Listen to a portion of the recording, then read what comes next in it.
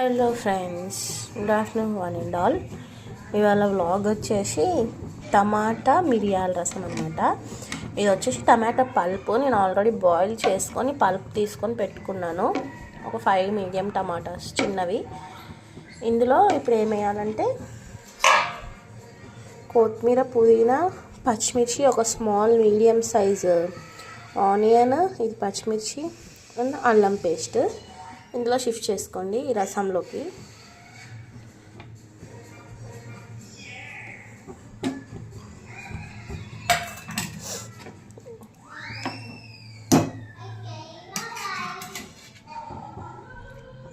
అల్లం పేస్ట్ కూడా వేసేసిన.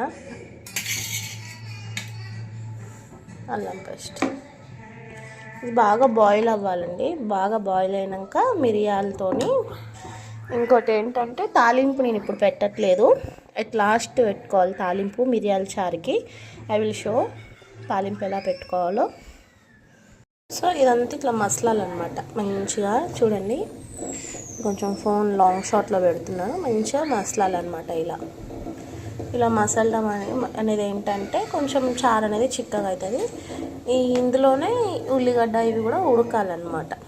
ఇవన్నీ చూడండి, ఇప్పుడు పల్చగా ఉంది కదా, ఎట్ లాస్ట్ అండ్ ఫైనల్ చాలా చిక్కగా వస్తుంది చారు. చూడండి, చారులో మనం వేసిన ఉల్లిగడ్డ ఇవన్నీ లోపలికి వెళ్ళిపోయాయి కదా. ఇందులో కొన్ని మిరియాలు, అంటే ఒక 1 టీ స్పూన్ మిరియాల పొడి ఇందులో వేసేద్దాం. ఇందులో వేసేసి కలిపేసుకుందాం. ఈ మిరియాలు అనేది ఏంటంటే రీప్లేస్మెంట్ ఫర్ మన కారంకి రీప్లేస్మెంట్ అనమాట. నేను కారం వేయక ముందుకి ఈ టమాటాల రసంతోనే ఇంత రెడ్గా ఇంత బ్రైట్గా ఉంది చూడండి. నేను సాల్ట్ అనేది ఫస్టే వేసేసిన, అంటే టమాటాలు ఉడికేటప్పుడే. That's enough. ఇప్పుడు ఈ చారుకి అది ఎనఫ్ అయిపోతుంది.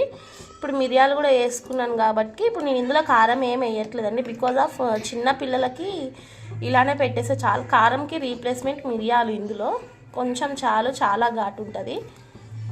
ఇది అయిపోయిందని మనం ఇందులో ఇప్పుడు కోపు పెట్టుకుందాం. ఇప్పుడు ఒక చిన్న కోపు కడాయి తీసుకుందామండి. ఈ కోపు కడాయిలో 1 టేబుల్ స్పూన్ ఆఫ్ గీ, అంటే నెయ్యితో కదా, పిల్లలకు కాబట్టి నేను నెయ్యితో పెట్టుకుంటున్నాను. ఈ నెయ్యి అంతా కరిగిపోవాలి. ఇప్పుడు 1 టేబుల్ స్పూన్ ఆఫ్ గీ అనమాట. పిల్లలకి మనం నెయ్యి పెట్టాలండి, బికాజ్ ఆఫ్ వాళ్ళకి పొట్ట రాదు మెయిన్గా నెయ్యి తింటే. 1 టేబుల్ స్పూన్ ఆఫ్ గీని మొత్తం కరిగినాక ఇందులో మనం తాలింపు గింజలు ఇవన్నీ వేసుకొని తాలింపు వేసేసుకుందాము. నెయ్యి అనేది కాగిపోయిందండి. ఇప్పుడు ఇందులో మనము కొంచెం జీలకర్ర, అట్లా నెయ్యి కాగితే అలా వస్తుంది, కొంచెము ఆవాలు, ఇవి రెండు ఇప్పుడు మంచిగా అవ్వాలి. కొంచెం అంత పసుపు. స్టవ్ కట్టేసేయండి ఈ స్టేజ్లోనే. కరివేపాకు వేస్తే మొత్తం చిలుతుంది కాబట్టి.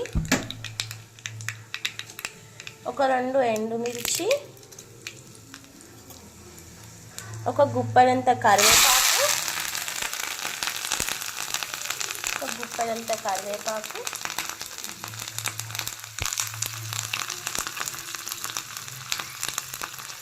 లైట్గా ఇంగువ. మంచిగా కలుపుకోవడమే. ఇప్పుడు ఈ తాలింపు అండి.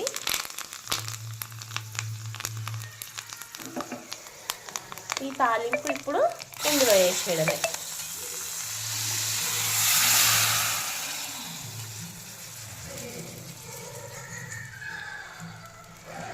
చూడండి,